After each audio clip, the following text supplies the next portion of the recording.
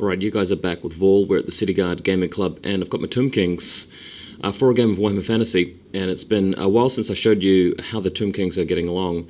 I have been playing with Tomb Kings on and off a little bit, trying out some silly lists, a lot of heavy cavalry and stuff. But this time I'm back in action with a list which is directly copied from a guy called Lachlan McWhirter, who is an Australian player, one of the best around for Tomb Kings. He did well at the ETC, and he won a DogCon in Australia, the big tournament over there, in 2009. And looking at his list, I can really see why it's effective. I've decided to play it myself because I think it's really the most optimal Tomb Kings list for tournament play. Tomb King Army Book has been around for a long time now, and people have really had time to understand it and solve it.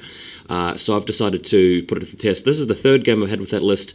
The other couple of games have been wins. And just talking about it while you're looking at this photo of this deployment, there are 3 units of 4 chariots each. Each chariot unit has no upgrades at all. They kind of work well like that. You're seeking a couple of cavalry units on the field there.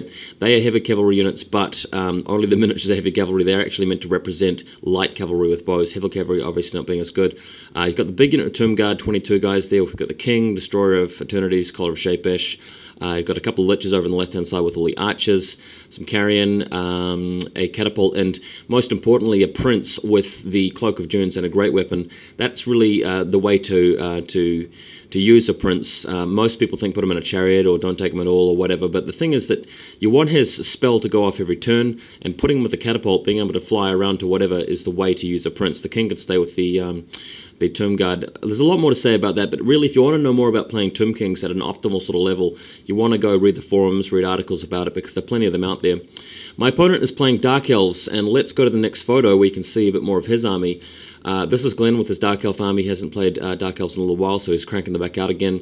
He's got a Hydra, a couple of repeater bolt throwers, Cold One Chariot, 2 units of Dark Riders, Cauldron of Blood, a little unit of crossbowmen. He's got your level 4 sorceress, level 2 sorceress, BSB, 2 assassins. So he's not really kidding around with his army. He's even got 2 units of shades. So obviously quite a nasty little Dark Elf list that you may not really see at a tournament in New Zealand because it's a little bit over the top. But I was happy to play against this list because I wanted a challenge for the Tomb King list that I've got, which I feel is able to take on just about anything. So it was going to be quite an interesting game as far as that's concerned. Next photo, you get to see a little bit of a close-up here on the Tomb Kings. I've got my dad's camera back, so that's why I'm taking a lot more of these photos and battle reports now. And the Tomb Prince joining the catapult crew, so basically he can use his little ability, his incantation, My Will Be Done rule, on the catapult, and then when he's needed elsewhere, he can just fly over to join either the Tomb Guard or the archers. And that's really the way it works. It allows the liches to concentrate on other things, which is really good, and chariots on either side of the picture. Next photo, we've got some shades being deployed in the wood. These are kind of converted shades. Hard to see what's going on there, but I think you've got essentially marauders mixed with high elf heads and so forth. A bit of a mishmash. They're getting ready in the forest. Obviously, they're accompanied by an assassin somewhere in there. Next photo, you've got a unit of repeater crossbowmen on a hill with 2 Dark Elf sorcerers on horses. And that standard bearer there is not actually the unit standard bearer from the repeater crossbowman. He's actually a master. He's a BSB character with a 1+ armor save, I think, whatever it was. And you've got the cauldron in the background. So these guys pumping out a heavy amount of dark magic. My opponent decided to go with dark magic spells, which, you know, his choice, of course. I personally would have gone with Law of Shadows, which is a much more useful law against Tomb Kings, in my opinion, because you've got the Steed of Shadows spell for you to use on your assassins. You've got Pit of Shades against your enemy's Tomb Guard or Catapult. You've got Unseen Lurker, which is useful in all cases, and especially against Tomb Kings, allows you to match their speed. And other spells which can be useful too. Next picture, you've got his Cauldron of Blood here, which he basically starts out by using the ward save on the unit of repeated crossbowmen to protect them against my archers, since they're on a hill and all, and the characters have joined them. He's decided to deploy a second unit of shades in with his own deployment line just to get ready to shoot at me. Next photo, Dark Elves take the first turn, moving out on either side of the forest there with the horses, able to do some shooting. Really just getting a position to spray me with repeater crossbow fire, and not doing a whole lot of damage on his first turn, but still getting nasty. He's got a lot of spells blistering away there as well. Next photo, you've got the Tomb Kings taking a turn, essentially moving out with just about everything. A bit more of an aggressive build than I'm used to playing. I mean, my style has always been conservative, but as I've gotten better at Warhammer and more experience, I've decided to actually use aggression more often, especially since experimented with the Warriors of Chaos a bit and got used to that style of play, so I decided I can pull it off.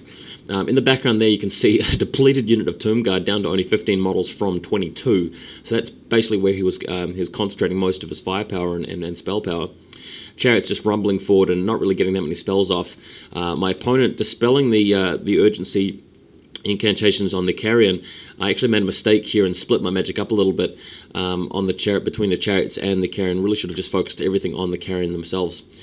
Next photo, on the right-hand side flank here, just keeping back a little bit. The Tomb Guard are happy to move forward, but the other guys don't really want to get charged by the Hydra, so that's why I've kept back a little bit there, waiting for his Hydra to come in first so I can move around it or charge it. Next picture, in his turn, he moves the Hydra around the field into the forest to actually breathe fire on the unit of Fast Cav, and everybody else just moving forward. He's got both units of cavalry around here now just to get into a range there to just destroy the Tomb Guard. Obviously, he's very scared of that unit. The last opponent that Glenn played was a guy called Thomas, and Thomas actually did a lot of damage to Glenn's army using his Tomb Guard. So Glenn's a bit more wary of that this game, just to give you guys a little bit of background as to what's going on here in people's minds. Next photo, he's got his Cauldron Blood up on the hill as well, ready to intercept those coins. You can see in the background one coin on the hill and one coin. You guys can see it in the photo, but not unless I point it out. It's right in the middle of the. It's like spotting the tiny little thing. It's right behind the repeater crossman unit. I guess you can't really tell. I can't really point it out. There's a second coin